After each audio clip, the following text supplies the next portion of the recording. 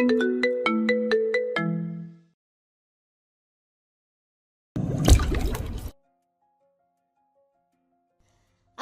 চাঁদটা সেদিন অতিমাত্রায় জলজল করছিল। মনে হচ্ছিল কারো আগমনের জন্যই সেজেছে সে। জলজল করা চাঁদটার ঠিক নিচেই কালো রঙের মার্সিডিজটা। মার্সিডিজের আশেপাশে অজস্র গাড়ির স্রোত। হাসপাতালের সামনে এই রাস্তাটুকুতে রীতিমতো জ্যাম লেগে গিয়েছে হঠাৎ এসে জলদস্যুর মতো নিজের আওতায় নেওয়া গাড়িগুলোর জন্য। হাসপাতালের ভেতর থেকে বেরিয়ে আসা মানুষ দুটো আনোয়ার খন্দকার, আদিল মির্জার ম্যানেজার।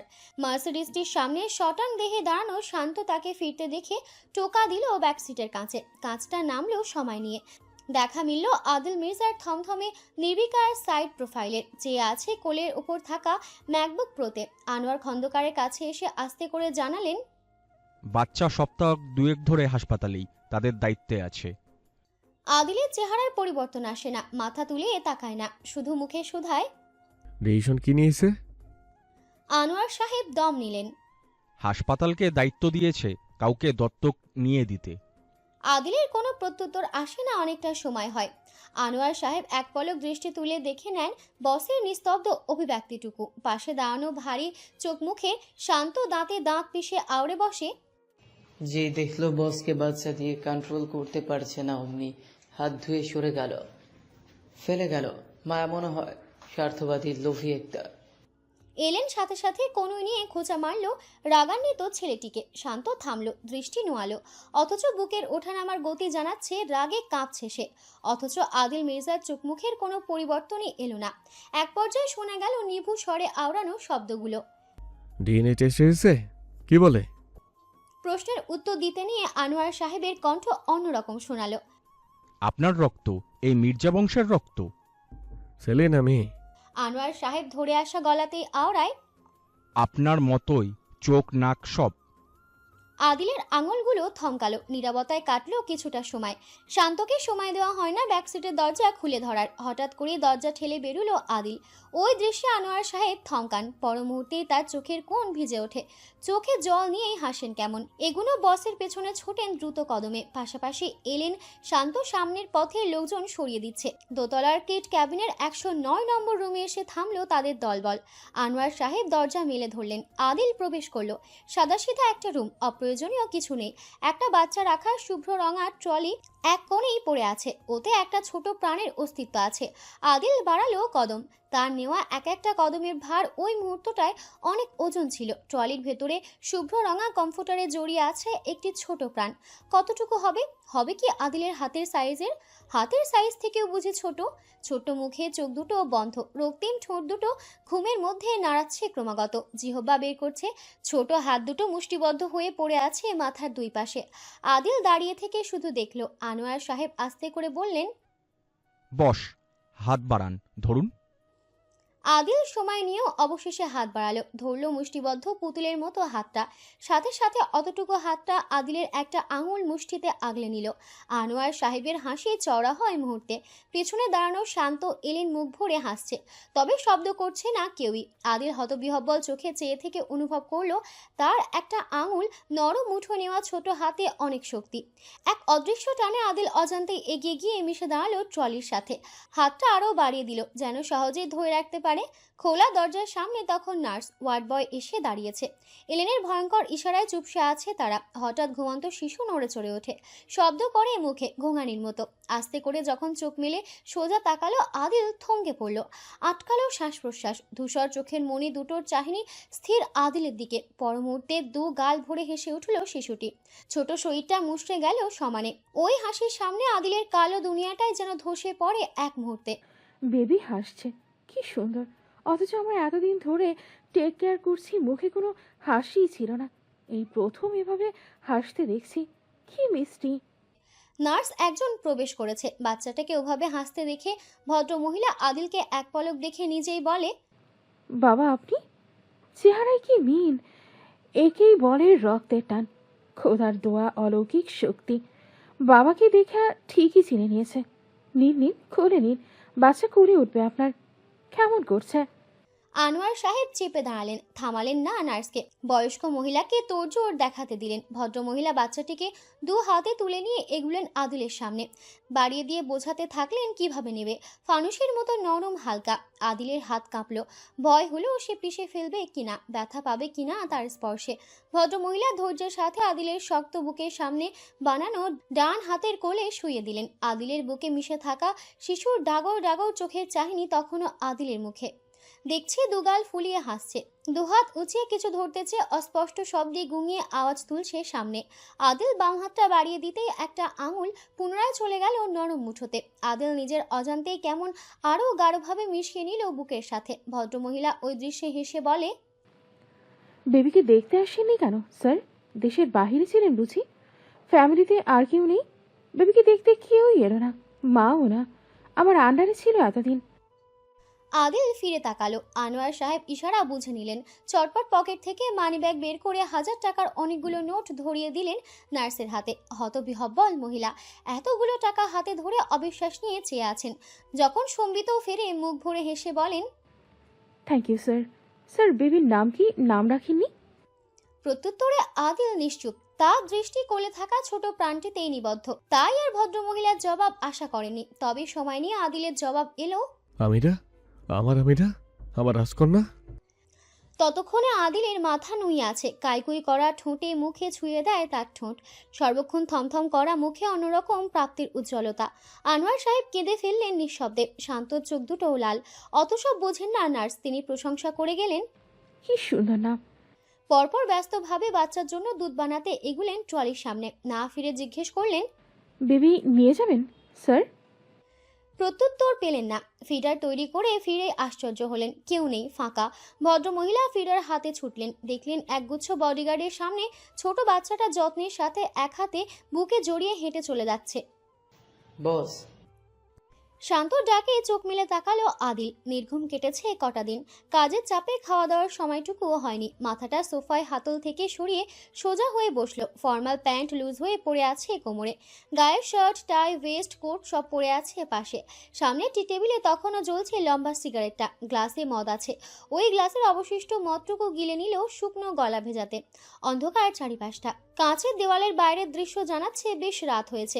গভীর হয়ে আসা কণ্ঠে প্রশ্ন করে আদিল, কটা বাজে? ততক্ষণে শান্ত বাতিগুলো জ্বালিয়ে দিয়েছে। এলেন জানায় 12টা। আদিল উঠে দাঁড়ালো। পকেটে দুহাত ভরে এসে দাঁড়ালো গ্লাস ওয়ালের সামনে। রাস্তাঘাটে যানবাহন কমে গিয়েছে। সব নীরব হতে শুরু করেছে। দিকপাল চ্যাটার্জির আসার কথা আছে, এতক্ষণ পৌঁছানোর কথা। তক্ষুনি দরজায় করাঘাত পড়ে। শান্ত গিয়ে দরজা খুলে ধরল। দিকপাল চ্যাটার্জির হাতে কার্ডের ব্রিফকেস। তিনি প্রবেশ করতে করতে জানালেন, নিজে কার্ড নিয়ে আইসেছো, কিন্তু আমার মেয়ের ওয়েডিং অ্যাটেন্ড করতেই হবে তোমায়, উইথ ম্যাটার অফ কোর্স। কোনো না শুনছি না। আদিল মির্জার উপস্থিতিতে গোটা বাড়ি জুড়ে যেমন এক অন্যরকম অস্থিরতা বিরাজ করে, তেমনই থমথমে শূন্যতায় ডুবে থাকে তার অনুপস্থিতিতে। বোঝা যায় বাড়ির মালিক বাড়িতে নেই। আজ নিয়ে 3 দিন হতে চলল রোজা আদিলকে দেখেনি। সম্ভবত লোকটা বাড়িতেই ফেরেনি, সেই যে বেরিয়েছে। ওই তো সময় বুঝে শুধু হৃদির সাথে একবার করে ভিডিও কলে কথা বলেছে। একদিক দিয়ে রোজার জন্য অবশ্য স্বস্তির। মানুষটা ব্যতীত তার দিনগুলো ভীষণ শান্তির কাটছে। অতটাও মন্দ না। দমবন্ধ অনুভূতিটা আর হচ্ছে না। প্রসাদের মতন এই বাড়ির 4 দেওয়ালে সে যে বন্দী হয়ে আছে, এই ব্যাপারটা সয়ে নেওয়া যাচ্ছে। ইদানিং সে বাগান জুড়ে হাঁটতে পছন্দ করছে। ড্রাইভওয়ের পথ ধরে বিশেষ করে ল্যাম্পপোস্টের আলোয় কি দারুণ লাগে। মাথার ওপরে চাঁদ থাকলে আরও অন্যরকম চমৎকার হয়ে ওঠে সবটা। বাগানের জমিতে ট্রিম করে রাখা সবুজ ঘাসে নগ্ন পায়ে হাঁটতে এত ভালো লাগে রোজার। যখন সে হাঁটে ওই সময়টা রীতি তাকে অনুসরণ করে পিছু পিছু হাঁটবে। সাথে আবার তিতান থোড়ও আছে। কুকুর দুটো রোজাকে বেশ পছন্দ করে। এত আপন করে কিভাবে নিল কে জানে।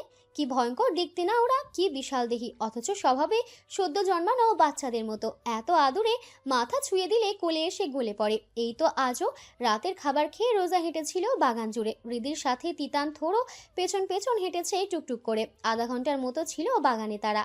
বেশ রাত হয়েছে দেখে হৃদিকে নিয়ে শোয়ার প্রস্তুতি দ্রুত নিয়েছিল। ইদানিং হৃদিকে ঘুম পাড়ানো ভীষণ কষ্টের হয়ে উঠেছে। ঘুমাতেই চায় না। ওকে বুকে নিয়ে কত শত গল্প গান করে ঘুম পাড়াতে হয়। রাতের তখন 1:20। হৃদিকে ঘুম পাড়িয়ে রোজা নেমে এলো। পরনে শুভ্র রঙের সিল্কের নাইট গাউন। দুপুরে ঘুমানো হয়েছে অনেকটা সময়, এখন আর ঘুম আসবে না। হাতে নেই ফোন, নেই বই, লিভিং রুমে মুভি দেখা ছাড়া হাতে তেমন আর অপশন নেই। তো রোজা এসে টেলিভিশন চালু করলো, পা জোড়া তুলে বসলো। নেটফ্লিক্স থেকে চেনা পরিচিত ক্রাইম থ্রিলারের একটা সিরিজ ছেড়ে গা এলালো। সিরিজ নিজের মতো চললেও রোজা বেশিক্ষণ সজাগ থাকতে পারেনি। আধা ঘন্টার মাথাতেই সোফার হাতলে মাথা রেখে আধশোয়াভাবে ঘুমিয়ে পড়েছে। সেই ঘুম ভাঙেনি একগুচ্ছ গাড়ি ঢোকার আওয়াজেও। যখন আড়ামোড়া ঘুমটা ছুটে আসে, ততক্ষণে তার সামনে লম্বা চওড়া একটা শরীরকে দাঁড়িয়ে থাকতে দেখলো। রোজা সামান্য হকচকিয়ে ওঠে, জবুথবু হয়ে কোনোভাবে উঠে বসতেও পারল না। আদিল খপ করে ধরলো হাতটা, নড়তে দিল না। বল প্রয়োগ করে বসিয়ে রেখে নিজেও পাশে বসে কপাল ঠেকালো রোজার কাঁধে। রোজা নড়চড় করে না, স্তব্ধ হয়ে থাকে শুধু। দৃষ্টি থমকে থাকে আদিলের উস্কো খুস্কো চুলের ভাঁজে। অনেকটা সময় যাবৎ আদিল ওভাবেই আছে। এক পর্যায়ে ধীরে ধীরে মুখটা কাঁধ থেকে নিয়ে গিয়ে গুজলো স্পর্শকাতর ঘাড়ের ভাঁজে। রোজা মিয়ে যায়, গা কাঁটা দিয়ে ওঠে। দ্রুত হাতে সরাতে চাইলে আদিল নিজের ডান হাতের চঞ্চল হাত দুটো সযত্নে চেপে রাখে। কণ্ঠ নিভু নিভু শোনালো, মাঝখানে বাড়ি না ফিরেও থেকেছি আমি। I can be that busy Rose কিন্তু এখন দেখো 3 দিনও থাকতে পারছি না। 3 দিন লাগে 3 বছরের মতো। রোজা গলা উঁচিয়ে আছে। পর মুহূর্তেই বলা আদিলের কথাগুলোতে থমকে পড়ে তার দুনিয়া। আমার একটা ভয়ঙ্কর অসুখ আছে, ওই অসুখের ওষুধ তুমি। Do you know? রোজার হৃৎপিণ্ড এত বাজেভাবে লাফায় যে কিছুক্ষণের জন্য অনুভব করে ইতিমধ্যে আদিলের ঠোঁট চুমুর বর্ষণ তুলেছে ঘাড়ে। চোখের পলকে তাকে শুইয়ে দিয়েছে সোফায়। অমন ভারী শরীরটা ছেড়ে দিয়েছে তার ওপর। দম বন্ধ হয়ে এলেও রোজা মুখে একটা শব্দ উচ্চারণ করতে পারে না। অসহায়ের মতো দেখে আদিল চোখ বুজে ঘাড়ে মুখ গুজে পড়ে আছে। তার আর নড়চড় নেই। রোজা আঁতকে ওঠে যখন অনুভব করে লোকটা ঘুমিয়ে পড়েছে। আশ্চর্য, 2 হাতে ঠেলতে চেয়ে দ্রুত আওড়ায়, এই যে উঠুন, উপরে গিয়ে ঘুমান। আদিলের জবাব এলো না। সে ভীষণ শান্তির ঘুম দিচ্ছে, তা তার স্বাভাবিক শ্বাস প্রশ্বাস দেখলে বুঝে নেওয়া যায়। কিছু মুহূর্তের মধ্যে কিভাবে ঘুমিয়ে পড়লো। এই লোককে ঘুমায়নি এই 3 দিনে একটুও। ভাবনাটুকু আসতেই রোজার হাত দুটো থমকালো সঙ্গে সঙ্গে। মুখ দিয়ে আর একটা শব্দ বেরোলো না। সে পড়ে রইল অমন ভারী শরীরটা নিয়ে। মনে হচ্ছে আস্ত একটা ওভেনের ভেতরে সে ঢুকে বসেছে। শীতল লিভিং রুমে এই উষ্ণতাটুকু বেশ স্বাচ্ছন্দ্যের বটে। এক পর্যায়ে রোজার চোখ জোড়া লেগে আসে। পুরোপুরি ঘুমের ঘোরে যাওয়ার পথে মনে হলো কেউ ফিসফিস করে যাচ্ছে এই কানের কাছটায়। My beloved, very mine, all mine. Jhumur আর চোখে দেখলো শান্তর নির্বিকার সাইড প্রোফাইল। চোয়ালটা কেমন শক্ত করে রেখেছে, চোখের মণি দুটোকে পাষণ্ড লাগছে। মায়া দয়া নেই ওতে। ভীষণ গুরুগম্ভীর মুখে ড্রাইভ করছে। একটাবার পাশে ফিরে তার দিকে তাকাচ্ছে না। তাকাবেই বা কেন? ঝুমুর তো শহরের মডার্ন মেয়েদের মতো না, হতে পারেনি মানুষটার মনের মতো সঙ্গী। তাই বোধহয় আগ্রহ ফুরিয়ে এসেছে তার উপর থেকে।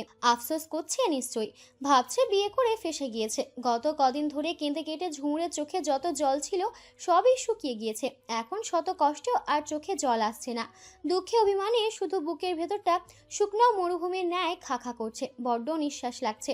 গ্রামে সে ফিরে যেতে চাইছে, কিন্তু পারেনি। তাকে অবহেলা করছে ঠিকই, বেরোতেও দিচ্ছে না। ফ্ল্যাট থেকে বেরোনোর অনুমতিই তো নেই। আজ যখন সকাল সকাল শান্ত বাড়ি ফিরল, ঝুমুর ভেবেছিল এই বুঝি রাগটা পড়ে গিয়েছে লোকটার। অথচ না, তেমন নয়।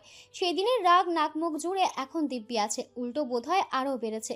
মেজাজ আরও চটাচ্ছে তার ওপর। ঝুমুরের দিকে একবার যখন তাকালো, মনে হলো এই বুঝি ওকে মারির দাঁতে পিষে কামড়ে খেয়ে ফেলবে। হ্যাঁ, ঝুমুর মানছে তার ভুল হয়েছে, লাথি মারা উচিত হয়নি। তাও আবার থোতায়, স্বপ্নেও না, হয়ে গিয়েছে। কি আর করার? এতবার মাফ চাইলো তো। অনুশোচনায় প্রতিদিন ধুকছে। আর কি করতে হবে? ঝুমুরের অভিমানী রক্তিম চোখ দুটো টলটল করে উঠল। অথচ মুখ দিয়ে মিনমিনে গলায় বেরোনো কথাগুলো শুনে শান্ত নির্বিকার মুখে অমাবস্যা নামলো। রাস্তাঘাটে গাড়ি পার্ক করে ওসব লুচ্চামি করার মতো জীবন সঙ্গী চাইলে অমন মেয়েই না হয় বিয়ে করত। যে যেমন তার তো তেমন পার্টনার খুঁজে নেওয়া উচিত। আমার মতন অবলা মেয়ের জীবন নষ্ট করে কি আনন্দ পেল? কি দোষ করেছিলাম আমি কেন? পুরা কপাল আমার। শান্ত দাঁতে দাঁত পিষল। ইচ্ছে তো তার করছে এক্ষুনি গাড়িটা পার্ক করে 3 ফুটের মেয়েটার কানের নিচে 2 ঘা লাগাতে, কিন্তু না, তা সে করবে না। ঝুমুরকে সে ঝুমুরের চেয়েও ভালো করে চেনে, জানে। গোটা মেয়েটাকেই তো তার মুখস্থ। এমন ইচ্ছে করেই বলছে, ইচ্ছে করে জেনে বুঝে চাচ্ছে তাকে ট্রিগার খাওয়াতে, যেন সে রিয়্যাক্ট করে, কথাবার্তা বলে। তা তো শান্ত করবে না, আরেকটু বাঁচাবে। কত বড় স্পর্ধা, স্বামীর মুখে লাথি মারে। শিক্ষা তো ভালোভাবে দিয়েই ছাড়বে। কয়েকদিন বাড়ি ফেরার পরিকল্পনায় ছিল না তার, কিন্তু গতকাল রাতে হঠাৎ করে বস জানালো ঝুমুরকে মির্জা ভবনে নিয়ে আসতে। শান্ত আর প্রশ্ন করেনি কোনো, কারণ তার ধারণা আছে ম্যাডাম ব্যতীত আর কার জন্য। গ্রামে তো এই দুইজন মেয়ে লোকের বেশ ভালো ভাব হয়েছিল। ভাবি ডেকে ডেকে মুখে ফেনা তুলে ফেলতো। শান্ত নাক ফুলিয়ে তাকালো। 3 ফুটের ব্যাটারি টলমলে চোখে চেয়ে আছে কোলের ওপর রাখা নিজের হাত দুটোর ওপরে। চালাকের বংশধর একটা লাল টুকটুকে জামদানি শাড়ির সাথে সোনার বালা পড়েছে 2 হাতে। নতুন বউ সেজে শান্তর সামনে ঘুরলেই বুঝি শান্তর রাগ নিভে যাবে, গলে হবে বুঝি সে পানির মতো। সে কি ছোঁচা, ছোঁচা বেড়াল, এত ঠুনকো তার রাগ। শান্ত মানছে ঠুনকো এই মেয়ের সামনেই। মনোযোগ কোনোভাবেই রাস্তায় থাকছে না, ঘুরে ফিরে আড়ে আড়ে বারে বারে চোখ যাচ্ছে মিষ্টি দেখতে তার বউটার দিকে। ইস! অপর দিকে তখনও ঝুমুর অভিমানের ঝুলি তোতা পাখির মতো আউড়ে গেল। আমাকে কল করে বলবো আমাকে নিয়ে যেতে। তিনি তো আর জানেন না শহুরে থেকে থেকে তার ছেলে নষ্ট হয়ে গেছে, রুচিও পরিবর্তন হয়ে গেছে। আমার মতো গ্রামের মেয়েকে তার মনে আর ধরে না, ধরবেই বা কিভাবে? অমন লুচুমার্কা কাজকর্ম তো আমাকে দিয়ে হবে না। শান্ত বড় করে শ্বাস টেনে নিল, নিশ্চিত খোদা তার পরীক্ষা নিচ্ছেন এই 3 ইঞ্চি খানেক মেয়েটার দিয়ে। মম, মাম্মা, মা, মা। সদ্য ঘুম ভাঙা হৃদের বিড়ালের মতো মিউ মিউ ধরনের ডাকখানা গলায় আটকে গেল হঠাৎ করেই। সিঁড়িতে এসে থমকে গেল বাচ্চার পা জোড়াও। পুতুলের মতো চোখ জোড়া বড় করে চেয়ে থাকলো এক দৃষ্টিতে। গ্রাউন্ড ফ্লোরে পিনপিন নীরবতা বয়ে যাচ্ছে। লিভিং রুমের সোফায় বেঘরে ঘুমাচ্ছে আদিল রোজা। রোজার পাতলা শরীরটা তখনও এক প্রকার পৃষেই আছে আদিলের অমন ভারী পুরুষালী শরীরের নিচে। হৃদি আর ডাকলো না, শব্দও করলো না। ওভাবে চেয়ে থেকে টুকটুক করে নিঃশব্দে সিঁড়ি বেয়ে নেমে এলো। খুব কাছে এসে কিছুক্ষণ বাবা মায়ের এমন চমৎকার মহব্বত দেখে কি বুঝলো কে জানে। হঠাৎ হাতে মুখ চেপে মুচকি হাসতে থাকলো নিঃশব্দে। এক পর্যায়ে কার্পেটের ওপর পড়ে থাকা পাতলা সিঙ্গেল কমফোর্টারটা তুলে নিল হাতে। ওটাকে মেলে দিতে চাইলো বাবা মায়ের ওপরে। তক্ষুনি ভাঙলো আদিলের ঘুমটা। মাথা তুলে তাকালো। নিজের কার্বন কপির দিকে দৃষ্টি যেতেই থমকালো ধূসর চোখ জোড়া। হৃদি আনন্দে ভেসে যাচ্ছিল। যেই মুখ খুলবে আদিল ঠোঁটে আঙুল ছুঁয়ে বোঝালো শব্দ করতে না। হৃদি বাবার ইশারা বুঝে নীরবে গাল ভরে হাসছে, ছটফট করছে কেমন। আদিল দুহাতে ভর দিয়ে ভীষণ সন্তর্পণে নিজেকে ওঠালো রোজার ওপর থেকে। রোজা যেন এতেই স্বস্তি পেয়েছে ভীষণ। কেমন ঘুমের ঘোরে গঙিয়ে বড় করে শ্বাস টেনে নিল। আদিল দাঁত দিয়ে ঠোঁট কামড়ালো। চ্যাপটা বানিয়ে ফেলেছে বেচারিকে। রোজা পাশ ফিরে আরও গাঢ়ভাবে ঘুমাচ্ছে। সোফা থেকে নেমেই আদিল মেয়েকে কোলে তুলে নিল ঝট করে। হৃদি দুহাতে ঝাপটে ধরলো বাবার গলা। মুখের দিকে তাকিয়ে হাসছে। ফিসফিস করে ডাকলো, চ্যাট। আদিল মেয়ের গালে ঠোঁট ডুবিয়ে আওড়ালো। নৌকার মতো হাঁটছো কেন? বলতে বলতে কদম বাড়িয়েছে দরজার দিকে। হৃদি পাখির মতো কিচিরমিচির করে গেল বাবার কানের কাছে। হাসবো না, মাম্মা একদম ছোট হয়ে গেছে। আদিল ভ্রু তুলল। ছোট? হৃদি কিছুক্ষণ ভেবে জ্ঞানী ব্যক্তির মতো আওড়ালো, মাম চ্যাপ্টা হয়ে গেছে, তুমি কত বড়। মেয়ে তার কি বুঝিয়েছে তা বুঝেও আদিলের অভিব্যক্তির আহামরি পরিবর্তন হলো না। বরাবরই তার চামড়া ভীষণ মোটা। এইসব আবার তোমার মমকে বলবে না কেমন? হৃদির সরল প্রশ্ন। কেন বলবো না? আদিল নির্বিকার মুখেই বোঝালো, তোমার মম লজ্জায় ফানুসের মতো চুপসে যাবে। Do you want that?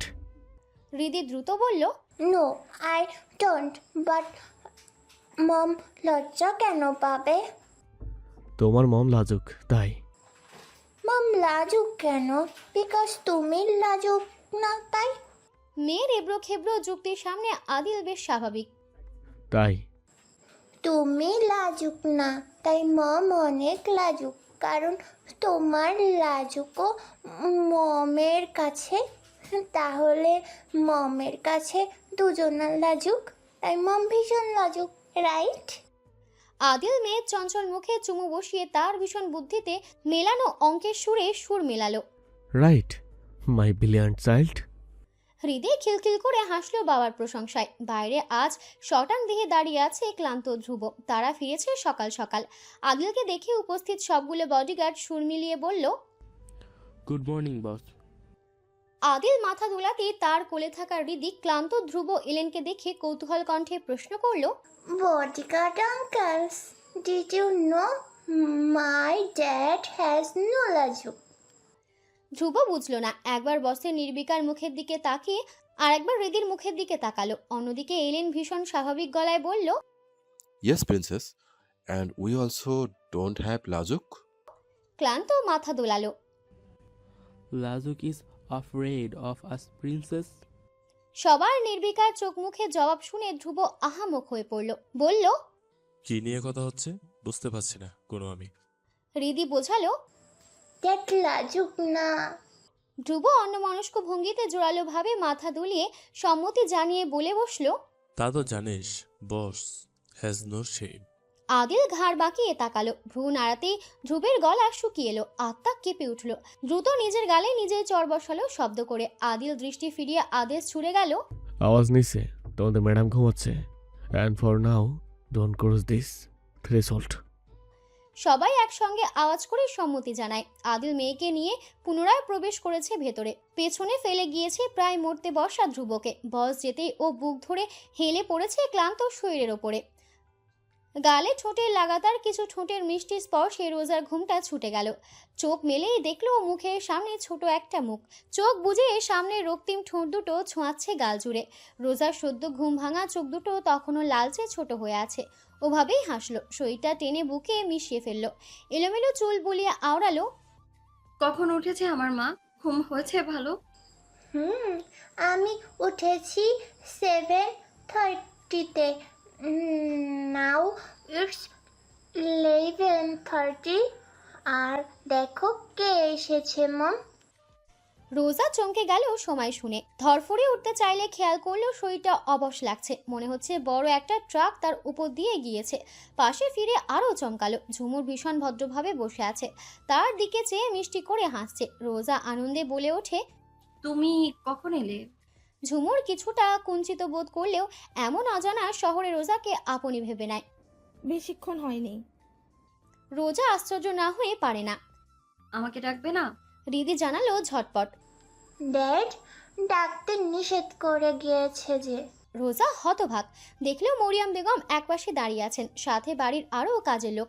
এত বেলা ধরে সে এখানে পড়ে পড়ে বেহুশ হয়ে ঘুমাচ্ছে, আর কেউ তাকে ডাকেনি, একটা শব্দও করেনি। আশ্চর্য। রোজা উঠে এসে ধরলো ঝুমুরের হাত। কেমন আছো তুমি? ব্রেকফাস্ট হয়েছে? বলতে বলতে রোজা তাকালো মরিয়ম বেগমের দিকে। ভদ্রমহিলা দ্রুত মাথা দুলিয়ে বললেন, ব্রেকফাস্টে অনেক কিছু করেছি ম্যাডাম, সার্ভ করবো টেবিলে? রোজা মাথা দুলিয়ে বলে, করুন আন্টি।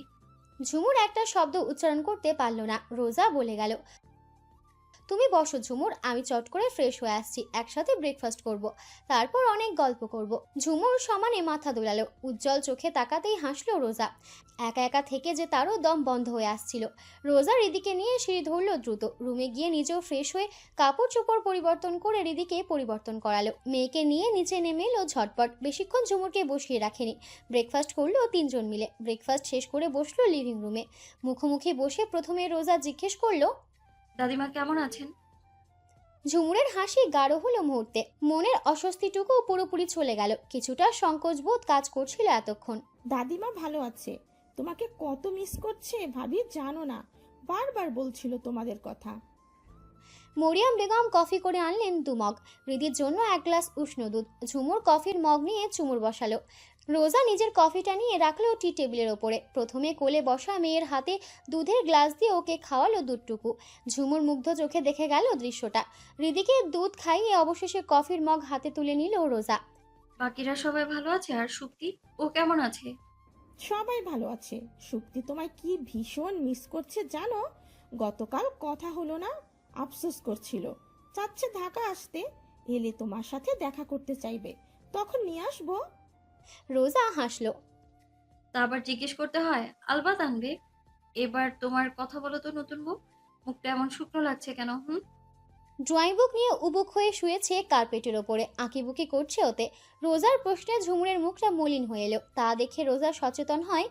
কি হয়েছে বলো? ঝুমুর কাঁদলো না, তবে বলতে গিয়ে মেয়েটার চোখ দুটো রক্তিম হয়ে গেল, নাক টানলো।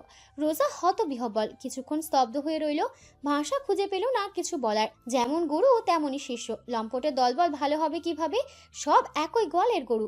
গুরুকে শায়েস্তা না করতে পারলেও শিষ্যকে বোধহয় করতে পারবে। রোজার নাক মুখ কোচকানো দেখে ঝুমুর সামান্য ভরকালো। কি হয়েছে ভাবি? কিছু না, তুমি কান পাতো, যা বলছি তাই করবে, কেমন? ঝুমুর টলমলে চোখে মাথা দোলালো, ভীষণ গুরুত্ব নিয়ে কান পাতলো। রোজা যা বলল তা শুনে উষ্ণ হলো দুগাল। মনে হচ্ছে ধোঁয়া বেরোচ্ছে কান দিয়ে। লজ্জায় মিয়ে গিয়ে আওড়ায় মেয়েটা। ভাবি তুমি ভীষণ দুষ্ট। ঝুমুর ফিরে যাওয়ার পরে রোজা মেয়েকে নিয়ে দোতলায় সারাবেলা কাটিয়েছে। একটা বই পড়ছিল তখন। সন্ধ্যায় আজান পড়েনি। গোধূলির আলো প্রবেশ করছিল বারান্দা পেরিয়ে রুমের ভেতর। তখনই মরিয়ম বেগম জানালেন নিচে তার প্রয়োজন। রোজা নিচে নেমে ভরকে গেল এক প্রকার। একটা পুরো টিম প্রবেশ করেছে, তাদের হাতে অনেক কিছু। রোজা প্রশ্নবোধক চোখে তাকালো শান্তর দিকে। শান্ত সেই টিমকে দেখিয়ে বলল, ম্যাডাম, একটা পার্টি আছে আজ রাতে। বসের সাথে আপনি যাবেন যেহেতু, তাই তারা আপনাকে সাহায্য করবে। To get ready. রোজা বিরক্ত হলো। আমি পার্টিতে যাব? কে কে বললো এটা? শান্ত দৃষ্টি নুইয়ে রেখেছে তখনও। বস। আমি কোনো পার্টি টার্টিতে যাচ্ছি না। রোজা পুনরায় সিঁড়ি বেয়ে ওপরে উঠতে কদম বাড়াতে পেছন থেকে চিরচেনা সেই রুক্ষ ভারী কণ্ঠ শোনা গেল, যা শুনলে আশপাশ স্তব্ধ হয়। থমকায় রোজার পা জোড়াও। You have to. রোজা দীর্ঘশ্বাস ফেলে ঘুরে দাঁড়ালো, তাকালো। আদিল ব্যস্ত কদমে এগিয়ে আসছে, চোখমুখ শান্ত, যেন আদেশ করা ব্যক্তি সে নয়। রোজার ওই স্বাভাবিক গম্ভীর মুখ দেখে রাগ লাগলো। কি অধিকার বোধ! আদিল মরিয়ম বেগমকে ইশারা করতেই ভদ্রমহিলা পুরো টিমকে গেস্ট রুমে নিয়ে গেলেন। তৈরি হই নাও, 7টায় বেরোবো। আদিল সিঁড়ির দিকে কদম বাড়িয়েছিল কেবলই। রোজা কঠোরভাবে জানালো, বললাম তো আমি কোথাও যাব না। আদিল ফিরে এলো, দাঁড়ালো রোজার সামনে, মাথাটা নোয়ানো বেশ। রোজা চোখ মুখে দৃষ্টি বুলিয়ে বলল, মিসেস মির্জা, নিজের পরিচয় ভুলে গেলে হবে? আদিল মির্জার স্ত্রী আপনি। এমন আরও অনেক প্রোগ্রাম আমার সাথে অ্যাটেন্ড করতে হবে। রেডি হন, কেমন? শরীরে কোনো অংশ যেন দেখা না যায়। রোজা চোখ রাঙালো, কণ্ঠ আকাশ ছুঁল প্রায়। এখন আমি কি পরবো তাও আপনি ডিসাইড করে দেবেন? আদিল তর্কে গেল না, শুধু মুখটা রোজার কানের কাছে এনে ফিসফিস করে আওড়ায়, আমার সামনে যা ইচ্ছে পড়ুন, প্রয়োজনে কিছু না পড়ুন, আপত্তি নেই কোনো। রোজা ফুঁসছে রীতিমতো। আদিল ইতিমধ্যে সিঁড়ি বেয়ে উঠে গিয়েছে নিজের সব সাঙ্গপাঙ্গ নিয়ে। কত বড় লম্পট! সারাদিন মাথার ভিতর শুধু বাদরামি। মরিয়ম বেগম আস্তে করে ডাকলেন, ম্যাডাম। রোজা ফিরে তাকালো, দেখলো একটা পুরো টিম তার অপেক্ষায়। দীর্ঘশ্বাস ফেলে বাড়ালো কদম। রুমের মধ্যে ইতিমধ্যে দুটো কালো শাড়ি বের করে রাখা হয়েছে অপশন হিসেবে, একটা বাটার সিল্কের, অন্যটা জর্জেটের। টিমের প্রধান একজন বয়স্ক নারী, বয়সটা 40-এর ঊর্ধ্বে। মিষ্টি হেসে তিনি জিজ্ঞেস করেন, ম্যাম, দেখুন কোনটা পছন্দ হয়। রোজা চেয়ারে গিয়ে বসলো, অন্যমনস্ক হয়ে আওড়ালো, যেটা আপনার ভালো মনে হয় ওটাই। পুরো টিম মিলে রোজার হয়ে সবটা পছন্দ করে তাকে তৈরি করতে ব্যস্ত হয়ে পড়ল। পুরোটা সময় জুড়ে প্রজাপতির মতন হৃদি আশেপাশে ঘুরঘুর করলো। মায়ের তৈরি হওয়া দেখলেও বেশ আগ্রহ নিয়ে। ঘড়ির কাঁটা তখন 7টা ছুঁয়েছে। রোজা তৈরি, পুরো টিম বিদায় নিয়ে বেরিয়েছে মাত্রই। রোজা বেশ অনাগ্রহ নিয়ে এসে দাঁড়ালো আয়নার সামনে। দেখলো নিজেকে, মাথা থেকে পা পর্যন্ত কি আভিজাত্যেই মুড়িয়ে আছে সে। কাজ করা জর্জেটের কালো ভীষণ দামি শাড়িটা ঝকঝক করছে তার ফর্সা ত্বকে। শাড়ির সাথে মিলিয়ে পড়া ডায়মন্ডের সিম্পল সেটটা এত আধুনিক, তার রুচিসম্মত। চুলটা কার্ল করে কোমরে দুলছে। নাকে সাদা ছোট পাথরের নোজপিনটা মুখে চমৎকারভাবে ফুটে উঠেছে। হিল পরায় লম্বা লাগছে বেশ। রোজা পারফিউমটা মাখতে নিয়ে তাকালো আয়নায় ফের। একজোড়া ধূসর চোখ চেয়ে আছে, চোখজোড়া কেমন লালচে। ওই সর্বনাশী চোখে চোখ পড়তেই গলায় আটকালো শ্বাস। শব্দ করে পারফিউমটা পড়লো জমিনে, চূর্ণ বিচূর্ণ হলো মুহূর্তে। রোজা কুণ্ঠিত হয়ে সরতে পারে না, না পারে ফিরে তাকাতে। আদিল চোখের পলকে কাছে এসে দাঁড়ালো, ভীষণ কাছে এসে দেখলো শ্বাসকষ্টে থাকা রোগীর মতো বারে বারে শ্বাস ফেলছে। রোজা শিউরে উঠল, মুখ ঘুরিয়ে রাখলো। আদিল চুলে মুখ গুজে দিয়েছে। So irresistible right now. I just want to ruin you in the most importing way. রোজা দু হাতে আদিলের বুক টেনে সরাতে চাইলে আদিল নিজেই সরে আসে, বেরিয়ে আসে রুম থেকে। এখানে আর কিছুক্ষণ থাকলে অঘটন একটা ঘটে যাবে। রোজা দেওয়াল ধরে দাঁড়িয়ে থাকলো অনেকটা সময়। মরিয়ম বেগমের ডাকে বেরিয়ে এলো এক পর্যায়ে। হৃদি দাঁড়িয়ে আছে, মরিয়ম বেগমের হাত ধরে দাঁড়িয়ে আছে। ভীষণ কাতর চোখে চেয়ে বলে, মম, দ্রুত এসো। রোজা কাছে গিয়ে মেয়ের কপালে চুমু খেয়ে প্রতিশ্রুতি জানালো, যাবো আর আসবো, তুমি অপেক্ষা করবে না? ওকে, দ্রুত ঘুমাবে। শান্ত ডাকলো, ম্যাডাম। রোজা মেয়ের মাথা বুলিয়ে শ্বাস টেনে নিল ভেতরে। অবশেষে কদম বাড়ালো। ধূসর চোখ জোড়ায় দৃষ্টি যতবার চোখের পাতায় ভাসছে ততবার তার হৃৎপিণ্ড লাফাচ্ছে। দুয়ারে এসে রোজার চোখ পড়ল সামনে। আদিল দাঁড়িয়ে আছে গাড়ির সামনে, একটা সিগারেট ঠোঁটে পিষে রেখেছে। দৃষ্টি সোজা রোজাতেই রেখেছে। রোজা স্বাভাবিক থাকলো ওপরে। কাছাকাছি এসে সোজাসাপটা প্রশ্ন করলো, ওখানে কি আমাকে কোনো কাজের উদ্দেশ্যে নিচ্ছেন? আদিল সিগারেটটা ফেলে দিয়েছে, ওটা পায়ের নিচে পিষে ফেলে বলে, নো। কারো আদেশ আমায় মান্য করতে হবে ওখানে, বা গুরুত্ব দিতে হবে? আমি ব্যতীত কারো না, আমি ব্যতীত কাউকে না। ম্যানশনের এই টপ ফ্লোর জুড়ে দেশের সকল ক্ষমতাধরের আসর বসেছে। কম করে হলেও আজ এই ফ্লোর জুড়ে ৪৫ জন মানুষ হবে। এখানকার পরিবেশ ডেকোরেশন পুরোপুরি ভিন্ন বাকি দুটো ফ্লোর থেকে, যেখানে হই হুল্লোড় বিয়ের আমেজের স্পর্শ বয়ে যাচ্ছে। আর এই টপ ফ্লোরে থমথমে নীরব ক্ষমতায় বহিঃপ্রকাশ ঘটছে। ডেকোরেশনটাও ভীষণ নিখুঁতভাবে সাজানো হয়েছে। রাজকীয় সোফাটায় বসে আছে দেশের দুইজন উচ্চ বর্গের মানুষ। একজন আইনমন্ত্রী আব্দুল, পাশেই তার রূপবতী স্ত্রী, বয়স কম, এই মাসে তৃতীয় স্ত্রী রূপে কবুল পড়েছেন। মদের গ্লাসটা নাড়িয়ে চাড়িয়ে ভদ্রলোক দুষ্ট ইশারা ছুঁড়ে আওড়ালেন, শুনলাম আদিল আসবো ওর ২ নম্বর বউ নিয়ে। দিকপাল চ্যাটার্জি তখনও পুরোপুরি নিশ্চিত নন। আদিল মির্জার মতিগতি বোঝা বড় মুশকিল, তবে তার মন বলছে আসবে। সম্ভাবনা আছে 55%। আর মন্ত্রী সাহেব ২ নম্বর কি বলা যায়? সবার জানা আদিল ওই বিয়েটা কখনোই মানেনি। বিয়ে করেছে ব্যবসায়িক লেনদেনের কারণে। আব্দুল মান্নান পাশেই বেশ খানিকটা জায়গা নিয়ে সে ভদ্রলোক বসে আছেন। তার বয়সটা ৪০ ছুঁয়েছে, অনেক আগেই। মাথায় তেমন চুল নেই, অল্প কিছু যা আছে সাদা হওয়ার পথে। তিনি বর্তমান স্বরাষ্ট্রমন্ত্রী মহিউদ্দিন আবেদিন। লাল রঙের একটা আঙুর ফল মুখে পুরে ডান ভ্রু তুলে প্রশ্ন করেন, ছেলেরা বলতেছে ও নাকি দেওয়ানা হয়ে গেছে, কঠিন প্রেমে মরছে। দিকপাল চ্যাটার্জি চোয়াল চুলকে একটু ভাবলেন। কি ভাবলেন কে জানে, ভেবে চিনতে আর মুখ খুললেন না। নীরবে শুধু সিগারেটটা ঠোঁটে চেপে রাখেন। প্রত্যুত্তরে কথা বলল পুলিশ আইজিপি কাউসার আহমেদের ভাগ্নে সিয়াম।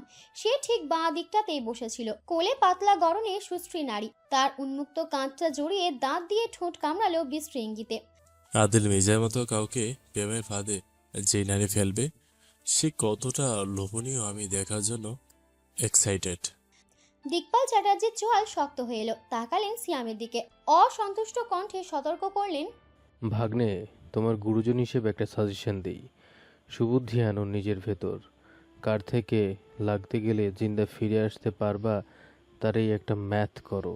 ও ধরলে তোমার বাঁচানোর মতো শক্তি কারো আছে কি না আমার এতে সন্দেহ আছে। পরিবেশটা শীতল হয়ে উঠল মুহূর্তে। সিয়ামের চোয়াল শক্ত হয়ে আছে, রাগে ফুঁসছে রীতিমতো। সে ভুলেনি গতবারের মারধর, তা ঘা হয়ে আছে এখনো। দিকপাল চ্যাটার্জির কথাবার্তায় এই ঘাতে লবণের ছিটে ফোটা পড়ল। পরিস্থিতি স্বাভাবিক করলেন আব্দুল মান্নান সাহেব। হেসে বললেন, ভাগ্নে, পৃথিবীতে মায়ার অভাব আছে নাকি? মরতে না চাইলে এখনই চোখ মন সরিয়ে রাখো। আদিলের জিনিসে নজর দিও না। ছোড়া মানুষ তুমি, ওরে চিনো না এখনো।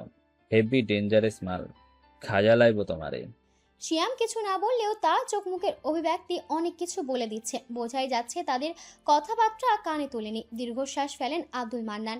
কিছু একটা মাথায় আসতেই ভদ্রলোক হড়বড়িয়ে জিজ্ঞেস করেন, শুনলাম রিনা আসবে, ঠিক কিনা দিকপাল? অদূরে দাঁড়িয়েছিলেন জয়নাল আবেদিন, স্বরাষ্ট্রমন্ত্রীর ছোট ভাই। বয়সও তার চেয়ে ৪ বছরের ছোট। রেলিং ঘেঁষে দাঁড়িয়ে নিচের দিকে তাকিয়ে হেসে উঠল শব্দ করে। আদিল মির্জার এক্সার নেক্সটের কি তাহলে একটা খেলা দেখব? স্বরাষ্ট্রমন্ত্রী মাথা নাড়ালেন, আদিলের ওয়াইফ, আউটসাইডার, সাধারণ পরিবারের মেয়ে। আর রিনারে চিনো না, ওর সাথে খেলা খেলার আগেই তো আউট করাই দিবে। আদিল দেখে শুনে না রাখলে ওর নতুন বউকে খেয়ে ফেলবে। জয়নাল ফিরে তাকালো, চোখ মুখ চিকচিক করছে। মনের কথাগুলো লুকিয়ে শুধু আওড়ালো, আমার মন বলছে দারুণ খেলা দেখতে পাবো। দিকপাল চ্যাটার্জি মনে মনে গালি দিলেন বুড়ো খাটাসগুলোকে। মজা দেখতে চাইছিস তা নিজের পার্টিতে করে দেখা গিয়ে, এখানে এসে তার মাথায় কাঁঠাল ভেঙে যাওয়ার মানে কি? সে তো সওদাগরদের দাওয়াতি করেনি, করেছে এই ইবলিশগুলো। নিজের চাপা ক্রোধ লুকিয়ে রাখলেন কোনো মতে। তখনই তার বডিগার্ড এগিয়ে এসে কানে কিছু বলল। চট জলদি সোফা ছেড়ে উঠে দাঁড়ালেন। আব্দুল মান্নান সশব্দে বলে ফেললেন, আদিল আসছে নাকি? তাদের কোম্পানি তখন ব্যাংক্রাফটের পথে। মাথার ওপর বাবার মেডিকেল ঋণের বোঝা, বাবার চিকিৎসা তখনও চলমান। রোজা সবেমাত্র 23-এর তরুণী, অনার্স পড়ুয়া মেয়েটা বাবা মায়ের বড় সন্তান। নির্দ্বিধায় দায়িত্ব এলো কাঁধে। পড়াশোনা একপাশে ফেলে পুরোপুরি কাজের খোঁজে ব্যস্ত হয়ে পড়লো। একটার পর একটা ছোট বড় সব ধরনের পার্ট টাইম চাকরি সে করেছে। পরিশেষে একটাতে দীর্ঘ সময় রয়ে গিয়েছিল একটি ক্যাফের ম্যানেজার হিসেবে, দ্য রয়্যাল ক্যাফে। বেতন বেশ ভালোই ছিল, তবে ঠিকঠাক পোষাচ্ছিল না রোজার। দিন যত যাচ্ছিল টাকার প্রয়োজনীয়তা বাড়তে থাকলো। সে সময়গুলো কতটা টানা পূর্ণের ভেতরে দিয়ে গিয়েছিল তার জীবন, তা আজও চোখের পাতা জোড়ায় স্পষ্ট ভাসছে। তারপর তারপর একটা ম্যাজিক হয়। সেই ম্যাজিকের জাদুকরী স্পর্শ নতুন মোড় নিল তার জীবনে। এক অবিশ্বাস্য প্রস্তাব নিয়ে এলো একজন। একটা বাচ্চার দেখাশোনা করতে হবে তাকে, কাজ এতটুকুই, বিনিময়ে চড়া বেতন তাকে দেওয়া হবে। তখন অবশ্য আপন মনে হেসে বিড়বিড় করেছিল, কতই বা হবে? মনে মনে তিরস্কার করেছিল, একটা বাচ্চা দেখভাল করলে বড় জোর 10 থেকে 12,000 দেবে, কিংবা 20 ধরে নিল সে। অতটুকুতে রোজার পোষাবে না যে। নিজের পুরো পরিবার তখন তার উপার্জনের কোনো রকমে চলছে। বাবার ঔষধ পাতিতেও একটা বড় অঙ্কের টাকার প্রয়োজন পড়ে। কিন্তু তখনই সে শোনে 55,000, একটা মাস আমাদের আপনার যোগ্যতাটুকু দেখান, প্রয়োজনে বাড়ানো হবে। ওই বাকে রোজা দুনিয়াটা দুলে উঠেছিল। সত্য বলতে তখন রোজা শুধু অত বড় বেতনটাই দেখেছিল, পরিণতি ভাবেনি, ভাবতে চায়নি হয়তোবা। এত বড় অঙ্কের বেতন কেন দেওয়া হচ্ছে সেই কালো অধ্যায়টা পুরোপুরি অগ্রাহ্যই করে গিয়েছিল। আসলে ভাবার মতো অবস্থায় তো সে ছিলই না। এখন এক পর্যায়ে এসে যখন আগে স্মৃতিগুলোতে বিচরণ চালায়, তখন কেমন ধোঁয়াশা ধোঁয়াশা লাগে। মনে হয় দু চোখের ওপর কুয়াশা তীব্র প্রলেপ ছড়িয়ে রাখা হয়েছে। মন বলছে ওই সময়টাতেই আসা এই কাজের প্রস্তাব আর অমন চওড়া বেতন কোনো কাকতালীয় ঘটনা না, বরঞ্চ সাজানো গোছানো কোনো প্ল্যান ছিল। নাকি রোজার ভুল ধারণা এটা? অতিমাত্রায় সন্দেহ জাগছে বলেই কি? জাগবে নাই বা কেন?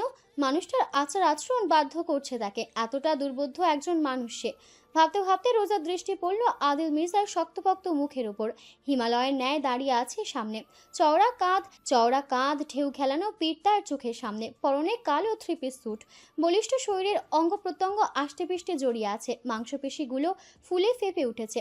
একটা সিগারেট ঠোঁটে চেপে ধরে রেখেছে, যেই হাতে তা কালো গ্লাভস আবৃত। ধূসর চোখজোড়া দৃষ্টি তখন সামনের পুরুষটির ওপরে, ঠোঁট নড়ছে, কিছু একটা আদেশ করছে সম্ভবত। রোজার এতটুকু জীবনে মুখোমুখি হওয়া সবচেয়ে বড় রহস্যের স্তূপ। ক্ষমতাধর মানুষটি এই আদিল মির্জাই, যাকে সে বুঝতে পারে না, যার অভিব্যক্তি পড়তে পারে না। তার ব্যবহার, রোজার প্রতি তার এত পাগলামোর কোনো সূত্র সে আজও খুঁজে পাচ্ছে না। আদিল কথা শেষ করে যখন তাকালো, চোখাচোখি হলো মুহূর্তে। ওর তীক্ষ্ণ গম্ভীর দৃষ্টি তার ওপর পড়তেই রোজা দৃষ্টি সরিয়ে আনলো। সামনে তাকালো, একটা ম্যানশন, সিলভার রঙের, আধুনিক ডিজাইনের, সম্ভবত শহরের শেষ প্রান্তে ওঠানো হয়েছে। এমনকি এই ম্যানশনের প্রধান ফটক থেকে অনেকটা দূরে অবস্থিত ভীষণ লম্বা একটা ড্রাইভের পথ পিষে এসে পৌঁছাতে হয়েছে। এত এত আলো চারপাশে, মনে হচ্ছে সূর্য এখনো ডোবেনি। অতিথিতে গিজগিজ করছে না অবশ্য, কেমন থমথমে নীরব বাইরের সবটা। বিশাল দেহি বডিগার্ড ব্যতীত পাশাপাশি রয়েছে ভয়ঙ্করী দেখতে কুকুরগুলো। আদিল এগিয়ে আসছে, তার ঠোঁটের ভাঁজে থাকা সিগারেট বাম হাতের আঙুলের ভাঁজে রেখে ডান হাতে গাড়ির ব্যাক সিটের দরজা খুলে ধরলো নিজেই, বাড়িয়ে রাখলো হাতটা। রোজার হাতের তুলনায় বড়সড় হাতটা কালো গ্লাভসে ঢেকে আছে। আদিল আওয়াজ নাড়িয়ে আওড়ালো খসখসে গলায়, আসো, শাড়ির আসল দেখে নাও, সেটের নিচে চাপা পড়ে গেছে। Was your head. বেখেয়ালিতে বেরুলে আঁচল নড়বড়ে হওয়ার সম্ভাবনা দারুণ ছিল। আঁচল ছোটালো চটজলদি, ডান হাতে শাড়ি সামনে বাম হাতটা রাখলো আদিলের হাতের ওপর। পাথরের পথে বাম পা ফেললো। কালো হিলের নিচের অংশটুকু গাঢ় লাল রঙের। গাড়ি থেকে নেমে এসে হাতটা দ্রুত সরিয়ে আনার প্রয়োজন পড়ল না আর রোজার। আদিল নিজে থেকে ছেড়ে দিয়েছে। পর মুহূর্তে ডান হাতে ভীষণ অধিকারের সাথে পেঁচিয়ে ধরলো তার লতানো কোমরখানা। একটানে নিজের পাশে সংস্পর্শে রেখে হাঁটা ধরলো সামনে। স্পষ্ট কণ্ঠে বলা কথাগুলো রোজার কানে বাজলো অনেকটা সময় যাবত। You look like you are mine, Rose. Roza ঢোক গিলল, দৃষ্টি তুলে তাকালো না, শুধু বুঝলো একজোড়া দৃষ্টি আপাদমস্তক তাকেই দেখে যাচ্ছে। তাদের কয়েক কদম পেছনে দুধারে তালে তাল মিলিয়ে হাঁটছে শান্ত এলেন, তাদের হাতে রাইফেল সোনালি রঙের। রোজা আজ ক্লান্ত ধ্রুবকেও দেখতে পেল। হাসপাতাল থেকে ফিরেছে বোধহয়, বেশ পেছনে ওরা। ম্যানশনের ভেতরের ওপেনিং পথটুকু বিশাল চওড়া, সুদীর্ঘ পিনপত নীরবতায় আচ্ছন্ন। তার হিলের প্রত্যেকটা শব্দ ভেসে বেড়াচ্ছে আশেপাশে। তারা যত এগুচ্ছে এই পথ ধরে, ততই নীরবতা ক্ষুণ্ণ হচ্ছে। গাঢ়ভাবে শুনতে পাচ্ছে ভেতর থেকে আসা আলোচনার গুঞ্জন। ভীষণ মৃদু আওয়াজে বাজছে ইংরেজি গান। এ যাত্রায় ভেতর থেকে হন্তদন্ত ভঙ্গিতে বেরিয়ে এলেন দিকপাল চ্যাটার্জি। আরে কে এসে ধন্য করলো আমায়? ভদ্রলোক বলতে বলতে আর চোখে তাকালেন আদিলের পাশে। সে নারী ফিরে তাকায়নি, সামনেই তাকিয়ে আছে, আদিলের সাথে তাল মিলিয়ে হাঁটছে। চোখ মুখে সৌজন্যতার হাসিটুকুও নেই। ফট করে ভদ্রলোক দৃষ্টি সরিয়ে ফেললেন পরপরই। তবে তার দু চোখের মুগ্ধতা কাটল না, তখনও মুগ্ধতায় বিরাজ করছে। তিনি অস্থির হলেন, কি ঝামেলা হয় কে জানে। আদিল হাঁটা থামালো না।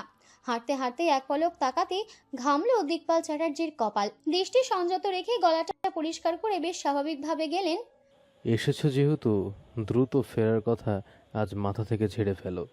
কথাটুকু বলতে বলতে দরজা পেরিয়ে ভেতরে প্রবেশ করেছেন। ততক্ষণে নিজের ফ্লোর জুড়ে বিয়ের আমেজ, গান বাজনা নাচ সবই হচ্ছে। রোজা না তাকিয়েও উপলব্ধি করলো এই মুহূর্তে সে সকলের কেন্দ্রবিন্দু। তারা অবশ্য নিজের তলাতে থামলো না, সিঁড়ি বেয়ে উপরে উঠে এসেছে।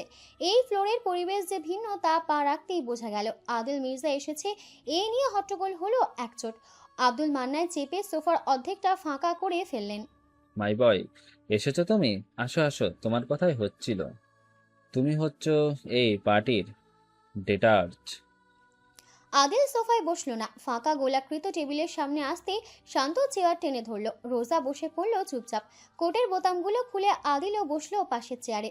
একটা হাত রোজার চেয়ারের হাতলে রাখলো। শান্ত আর এলেন হিমালয়ের মতো দাঁড়িয়েছে চেয়ারের পিছনে। এই দৃশ্যে খানিক থমথমে হলো পরিস্থিতি। পাওয়ারের এমন দাপট সহ্য করার মতন না, তবে তা আব্দুল মান্নানের সহ্য হয়ে গিয়েছে। তিনি নিজের সোফা ছেড়ে এলেন, বসলেন আদিলের পাশে, আর চোখে রোজার নির্বিকার মুখে চেয়ে ছোক করলেন, এই ছেলে, ভদ্রতা শেখো নাই এখনো? ম্যাডামের সাথে পরিচয় করিয়ে দিব না, তা আবার আমায় বলতে হবে কেন? আদিল মাথাটা ঘুরিয়ে তাকালো, ধূসর চোখে কৌতুক খেলা করলো। ম্যাডাম, আমার স্ত্রী আপনার মা, মন্ত্রী সাহেব। মায়ের সাথে আবার কিসে পরিচয়? দিকপাল চ্যাটার্জি সহ অনেকেই যে উচ্চস্বরে হাসলো, তার আওয়াজ ভেসে বেড়ালো। আব্দুল মান্নান সাহেব তেতে উঠলেন, মা নিয়ে ফাজলামি কইরো না আদিল। আমার মারে কবর দিবি আজ আমার মারে কবর দিছি আজ 12 বছর। দিকপাল চ্যাটার্জি হাসতে হাসতে এসে বসলেন আব্দুল মান্নানের পাশে। ধীরে ধীরে পুরো টেবিল ভর্তি লোক হয়ে গেল। স্বরাষ্ট্রমন্ত্রীও এই টেবিলে।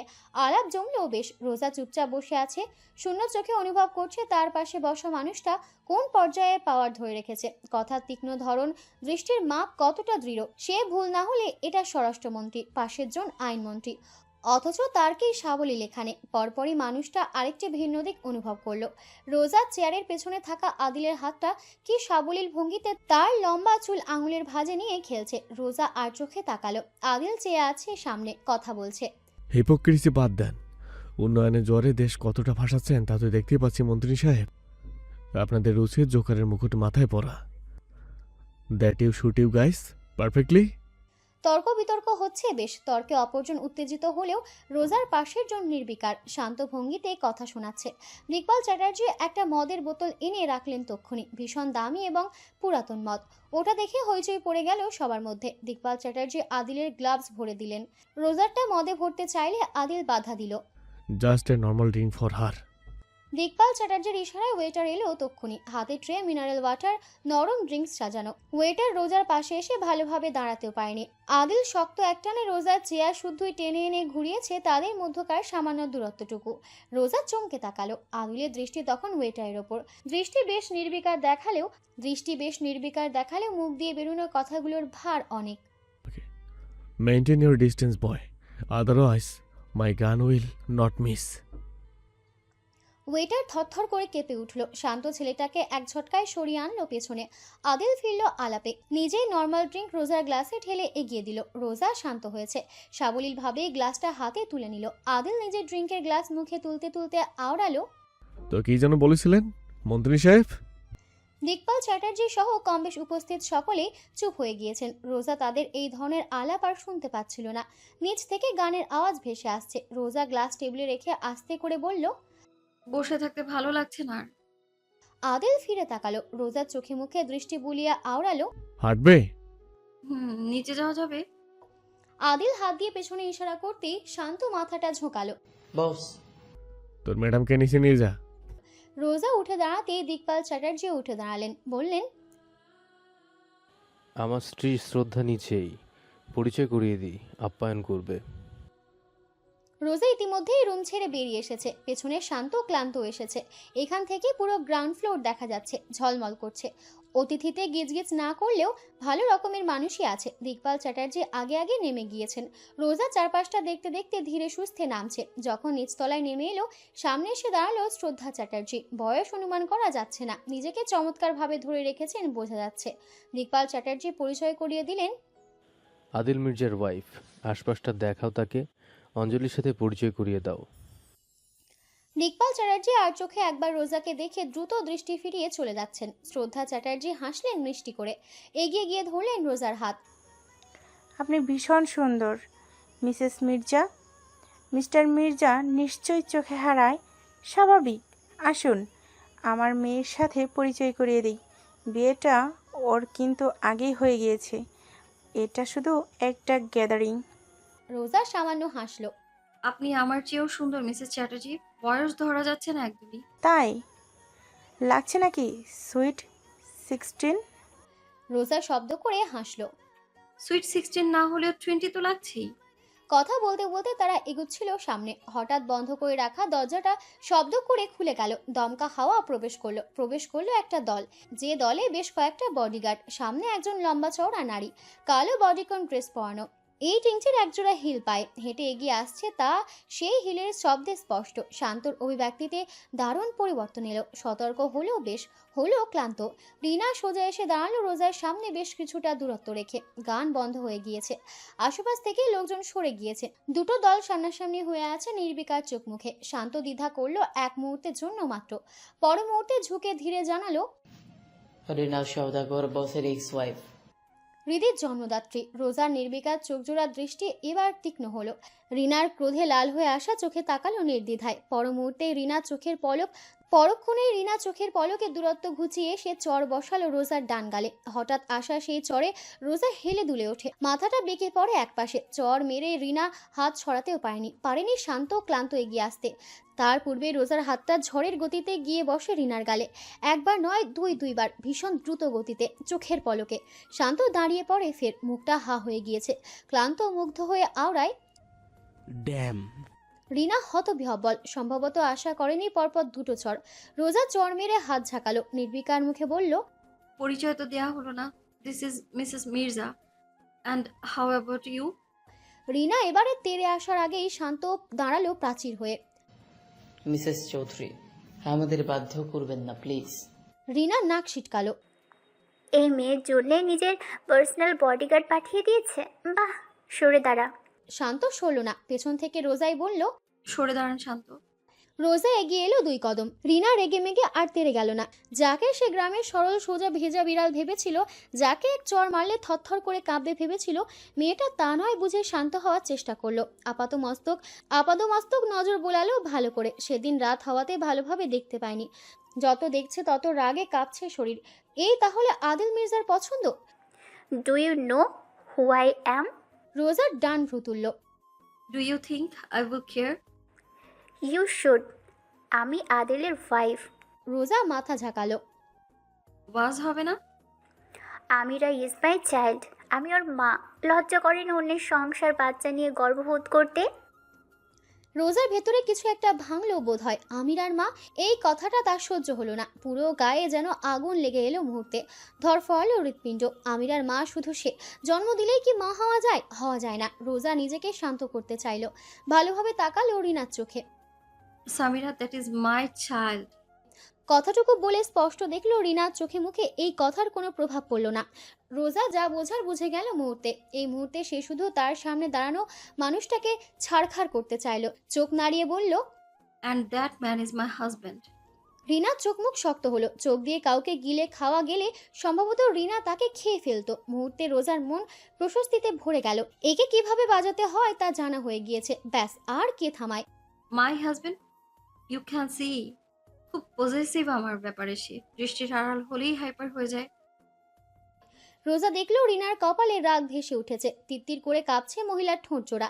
হাত দুটো মুষ্টিবদ্ধ হয়ে আছে। রোজা কদম বাড়ালো, শেষবারের ডোজটা দিয়ে দিল। As you can see Mrs Chowdhury, বেশিক্ষণ দাঁড়িয়ে থাকতে পারছি না। Last night my husband was so passionate and rough.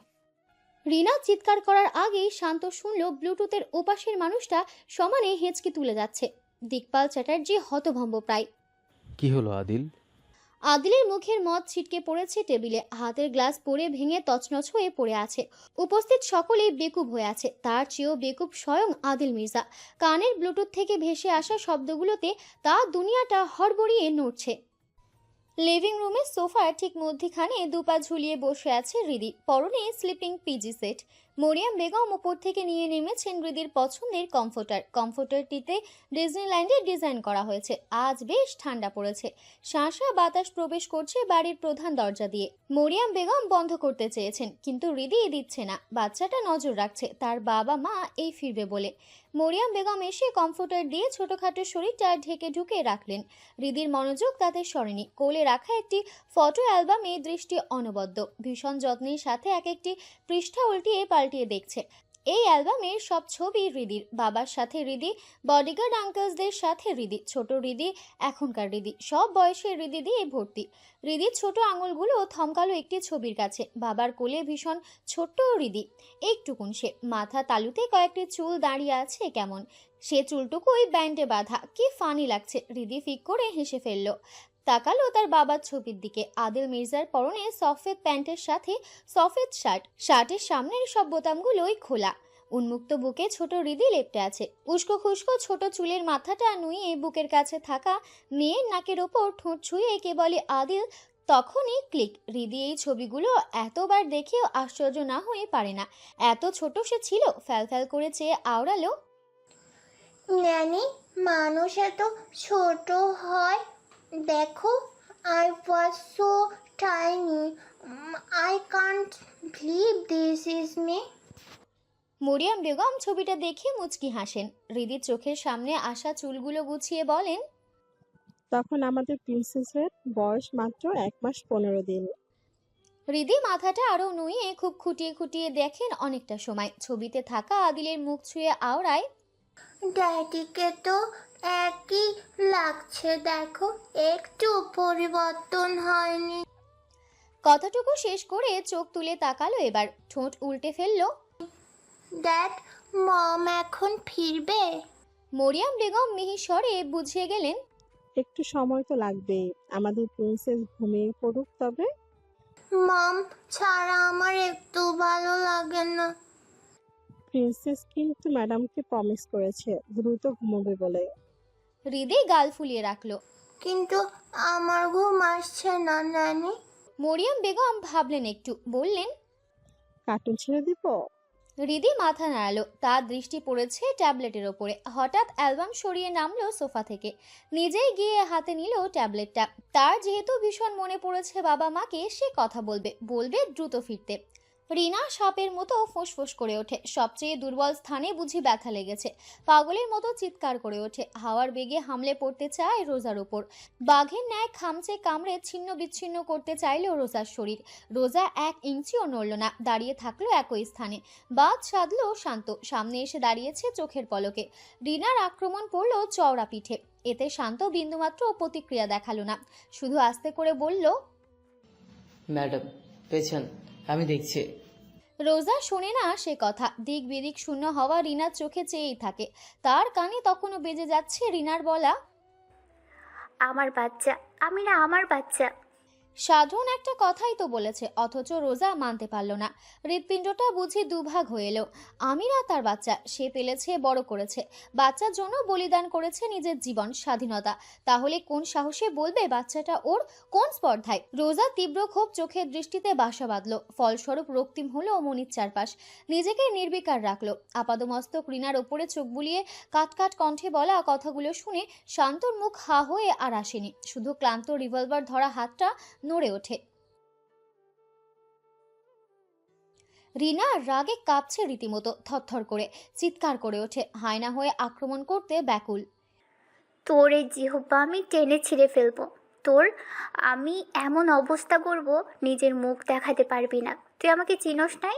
আমি রিনা সওদাগর। তোর শেষ করতে পারল না রিনা। শান্তকে নিজের সামনে থেকে সরালো রোজা। তার উপরে প্রায় হামলে পড়তে চাওয়া রিনা ওঠানো হাতটা শক্ত করে ধরে ফেললো। খুব সামনেই এসে দাঁড়ালো নির্ভীক ভঙ্গিতে, ভয়ঙ্কর চোখে তাকিয়ে কটমট করা রিনার চোখে চেয়ে মাথা নোয়ালো, ফিসফিস করে বলে গেল, don't you know who my husband is? It's Adil Mirza. কি মনে হয় ছুতে পারবি আমাকে? এই জনমে না। রোজা থামে এক মুহূর্তের জন্য, ফের বলে, আমার বাচ্চা আর আমার স্বামী দুটো থেকে দূরে না থাকলে তোকেই আমি এই রাতের বেলা সূর্য দেখাবো। রিনার চোয়াল নড়ে, তিলে তিলে নয়, এখনই মেরে ফেলতে চাইল। কঠোর গলায় আদেশ ছুড়ল নিজের পার্সোনাল বডিগার্ডকে, শুট আর হাসান, জাস্ট শুট। ক্লান্ত বলে ওঠে, বাড়াবাড়ি করবেন না মিসেস চৌধুরী, আমাদের বাধ্য করলে উই উইল শুট। হাসান ইতিমধ্যে রিভলভার তাক করেছে, সাথে তাদের বাকি বডিগার্ডস।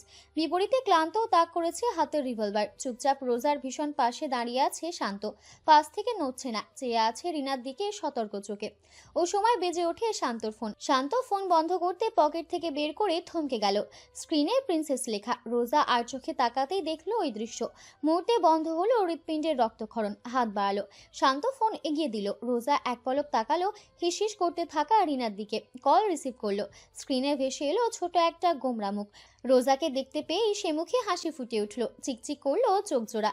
রোজা জ্বলে পুড়ে যাওয়া হৃদয় শান্ত হয়ে পড়ে মুহূর্তে। হৃদির উচ্ছ্বাস নিয়ে বলা কথাগুলো শুনতে পেল উপস্থিত সবাই। রিনাও তার চোখ মুখ থমকালো। Mom, mamma, I miss you so much. কখন ফিরবে তুমি? রোজা হেসে বলল, জলদি ফিরবো সোনা। তোমাকে বলে এলাম দ্রুত ঘুমোতে, শোনোনি কেন কথা? I real can't sleep with it. মা, আমি অ্যালবাম দেখছিলাম জানো, ওখানে আমি কত টাইনি। তোমাকে আমার আর ড্যাডের ছবি দেখাবো, অফকোর্স উইথ ড্যাড। ড্যাড আর তুমি কখন ফিরবে বলো? রোজা ভুলে বসে কোথায় আছে সে। দৃষ্টির সামনে শুধু হাসতে থাকা পৃথিবীর অন্যতম সুন্দর মুখটাই ভেসে আছে। চলে আসবো মা, জলদি ঘুমাও। ড্যাডকেও লাগবে, নিয়ে আসবে সাথে। আমি কিন্তু তোমাদের অপেক্ষায় থাকবো, আমি ঘুমোবো না। রোজা ভীষণ আদর করে বলে, ঘুমেলে ঘুমিয়ে যেও সোনা, জেদ করো না। জলদি জলদি ফিরবো, ওকে? হৃদি হেসে হাত নাড়াচ্ছে। রোজাও হাত নাড়িয়ে কল কেটে ফোন এগিয়ে দিল শান্তর দিকে। শান্ত ফোন নিয়ে পকেটে ভরে রাখলো। সে দাঁড়িয়েছিল রোজার সামনে হিমালয়ের মতন। রোজা তাকালো সামনে। রিনার চোখ মুখে ক্ষোভের বাইরেও কিছু একটা প্রলেপ ছড়ানো। কিসের? রোজা জানার আগ্রহ এলো না, আর দাঁড়ালো না ওখানে। কদম বাড়ালো সিঁড়ির দিকে। স্বরাষ্ট্রমন্ত্রী মহিউদ্দিন আবেদিনের ছোট ভাই জয়নাল আবেদিন দোতলার রেলিং ধরে দাঁড়িয়েছিল এতক্ষণ যাবৎ। পাশেই পুলিশ আইজিপির ভাগ্নে সিয়ামও আছে, তাদের হাতে ড্রিঙ্কসের গ্লাস। তিনতলা থেকে দোতলা নেমে এসেছে অনেকক্ষণ। এতক্ষণ যাবৎ হাতের গ্লাস থমকে ছিল। দৃষ্টি অনড় ছিল গ্রাউন্ড ফ্লোরে, ঠিক মধ্যে দাঁড়ানো কালো শাড়ি পরিহিত নারীর ওপরে। জয়নালের চোখে দৃষ্টি অনুসরণ করে গেল শাড়ি পরিহিত শরীরটা। সে ধীরে সুস্থে সিঁড়ি বেয়ে উঠছে। সিয়ামের যেন বোধশক্তি ফিরেছে, মুখ দিয়ে শব্দ বেরুলো, ড্যাম, ওই শালার তো আর এইভাবে পাগল হয় না। কি বুঝলা? মাল ধরে আনছে, যেমন দেখতে তেমন তেজ মাইয়ার। জয়নাল বিপরীতে চুপ করে থাকলো, শুধু অনুভব করলো তার হৃৎপিণ্ড ধুকপুক করছে, ভীষণ স্লোলি বিট করছে। মুহূর্তে দু ভ্রুয়ের মাঝে ভাঁজ পড়লো, দৃষ্টি আরও তীক্ষ্ণ হলো। সিঁড়ি বেয়ে ওঠা শরীরটা থামলো হঠাৎ, ঘুরে কিছু একটা সম্ভবত বলল। জয়নাল অনুসরণ করলো সবটাই। সিয়াম তখনও ভীষণ অশ্লীল ভঙ্গিতে বলে যাচ্ছিল, এই মাল শালায় কই থেকে ধরে আনলো? এত ভালো লাগ শালার। দৃষ্টির বাইরে শরীর চলে গেলেও দৃষ্টি ফেরালো জয়নাল অনেকক্ষণ। এক পর্যায়ে কদম বাড়ালো নিচে, উদ্দেশ্য নিচতলা। অনুসরণ করলো সিয়ামও। মুখ তার তখনও চলছে, বারংবার দৃষ্টি যাচ্ছে ওপরে। কানে ব্লুটুথ সরালো আদিল। এলেনের বাড়িয়ে ধরা টিস্যু নিয়ে মুখ মুছল স্বাভাবিক ভঙ্গিতে, উঠে দাঁড়ালো। দিকপাল চ্যাটার্জি তখনও হতভম্ব। কি হলো তোমার? হঠাৎ করে অমন কাশলা কেন? ঠান্ডা লাগলো নাকি? আদিল জবাব দিল না, তাকালো দরজার দিকে। তার ধূসর চোখের দৃঢ় দৃষ্টির সামনে বন্ধ দরজাটা মেলে ধরলো ক্লান্ত। রোজা প্রবেশ করলো, পেছনে শান্ত। আদিল দেখলো এগিয়ে আসা শরীরটা, পা থেকে মাথা পর্যন্ত।